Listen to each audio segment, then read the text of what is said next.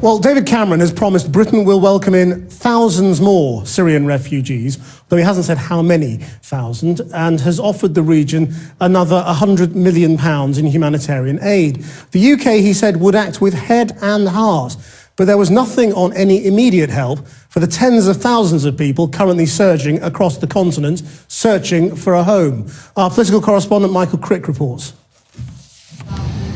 The PM was visiting Portugal and Spain to set out to fellow leaders the government's case in Europe. But his trip was inevitably overshadowed by the migrant crisis. Though, of course, the two issues are linked.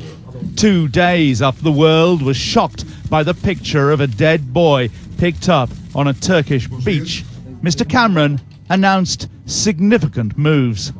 Today I can announce that we will do more, providing resettlement for thousands more Syrian refugees. We will continue with our approach of taking them from the refugee camps.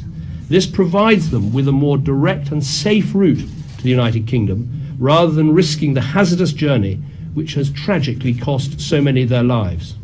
Later in Spain, he announced another £100 million in aid for victims of the Syrian conflict, promising more details next week on how Britain will take more refugees and specific numbers. But the Scottish First Minister Nicola Sturgeon, meeting refugees who are already in Edinburgh, did come up with a figure. It has been suggested that we in Scotland should ready ourselves now to accept 1,000 refugees, and I certainly believe that we should do so not as a cap or a limit, but as a starting point for a meaningful discussion about how much we can practically contribute. And Edinburgh and Glasgow are among at least 9 councils round Britain who've each now agreed to take 50 refugees or more. Others are Newcastle, Liverpool, Birmingham, Kingston, Islington, Camden and Malvern Hills.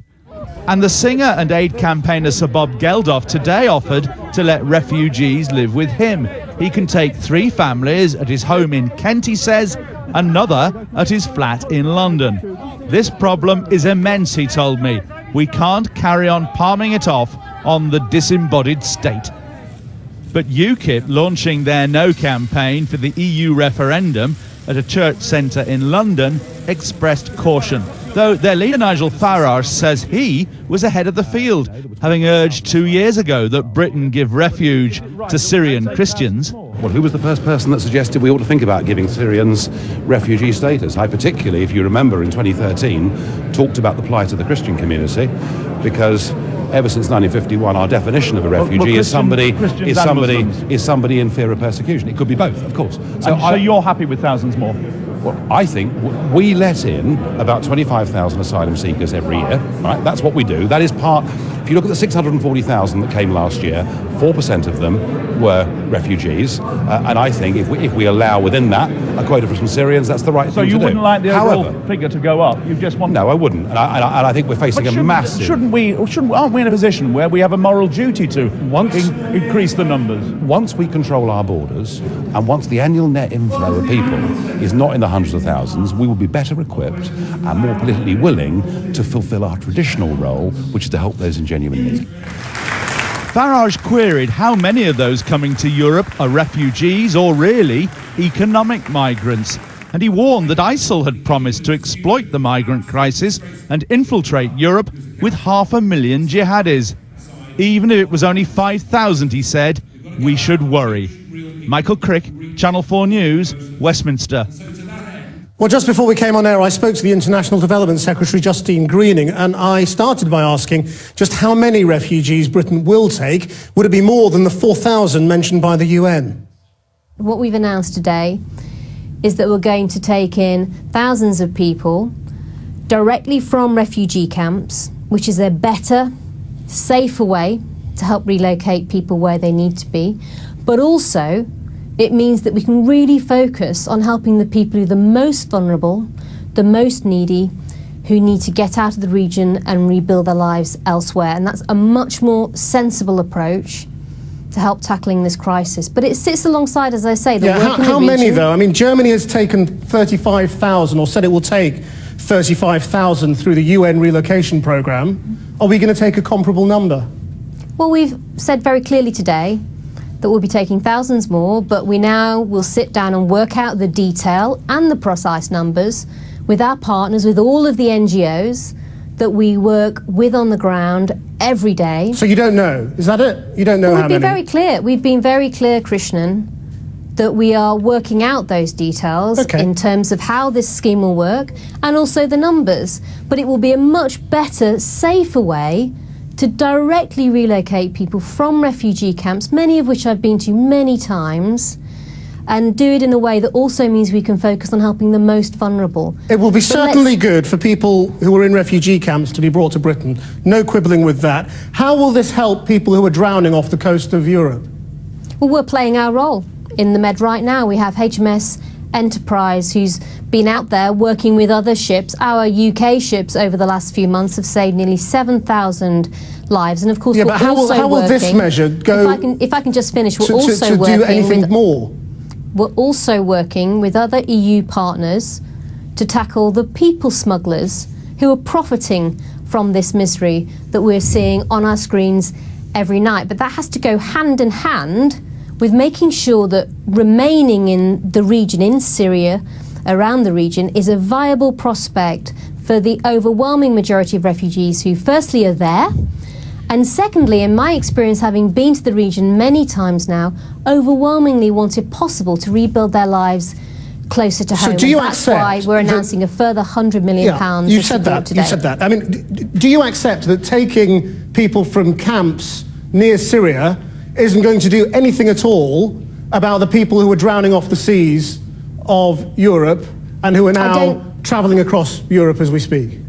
I don't agree with that, because Well, actually it's a fact, isn't it? what it's going to do is mean that there's a better, safer, more reliable route for people who need to relocate out of the region to do that. At the moment, clearly, too often people feel that there isn't, and they're having to put their lives in the hands of people smugglers. So it's right that what we're doing is developing and growing a different approach. Yeah, no, I accept that it's going to be good for the 4,000 people or however many you're going to take out of the camps to get from those camps, which are increasingly desperate, to Britain. The question is, what about those millions of people who are on the move right now? This week, more people drowned off the coast of Europe. I accept Britain is doing something and has got ships in the region, but it's clearly not enough, is it? Because people are still dying right now. And what you've announced today doesn't do anything about that. I don't agree with that at all. Well, what does it do? What we need to do is make sure that we break the link so that these people smugglers are not getting this steady flow of people to smuggle across Europe and various countries. What you've announced today doesn't do anything. Germany is going to take 800,000 people in the next year of those who are on the move right now. And we are going to take a handful. And I think most people watching this would say that what we need to be doing is focusing on how we can make sure we don't make that situation worse. And we don't want to do that, which is why what we're proposing and what we're going to be doing is... What do you mean by making it worse? Do you mean by more people coming? That for you, worse is when more people come. Worse is people having to put their lives in the hands of people smugglers. Yeah, and we've already established that what you're doing isn't doing anything about that. Well, if I can finish, Krishnan, surely a better approach is to have an approach that's managed, that's reliable, that's safer, that doesn't involve people having to put their lives in the hands of criminals, that helps them directly relocate, and also an approach that focuses on the neediest people who have been caught up by this crisis now. So what should people in Libya now do? Far more sensible. If you're a Syrian refugee heading towards the Libyan coast, what should you do? Well, we're working with transit countries as well to actually help them cope with the stem and the flow of refugees. We're also working with countries of origin. No, I said, what should they do? What we're doing. If you're one of those desperate families, what should they do? Are you saying they should go back to the refugee camps near Syria? What I'm saying is that what we need to do is make sure that those camps themselves are able to provide a viable option for people to be able to stay in the region itself. But certainly what I don't think can be said to be anything close to an acceptable option for them is that the only option they have is to put their lives in the hands of a people smuggler. So what changed between Wednesday, when David Cameron said that the answer wasn't taking more refugees, and today? Well, we've had thousands of refugees to the UK already. It's clear that this crisis has also grown, but we've always played a leading role right from the beginning of the Syrian crisis to help people who've been affected by it. Yeah, but what changed between Wednesday and today? People have been dying all summer. Well, nothing's changing in the sense that what we're doing is announcing the next wave Well, your of our policies support. changed. Yeah, the trouble is the crisis right now is hundreds of thousands of people moving across Europe. And what you seem to be saying is Britain has no intention of taking any of them. What I'm saying is we shouldn't be doing things that will make it worse. So you're not going to take any of them? We're going to be taking thousands more refugees, as I've said, and you seem to be suggesting that we should take some actions that will potentially make this worse, and we don't think we need to. We think we can actually help people directly from the refugee camps and give them a far better, safer way of relocating where they need to, and also a way that can mean we focus on the most vulnerable people who've been caught up by this crisis. I think that's a sensible approach and a measured approach. Justine Greening, thank you very much indeed.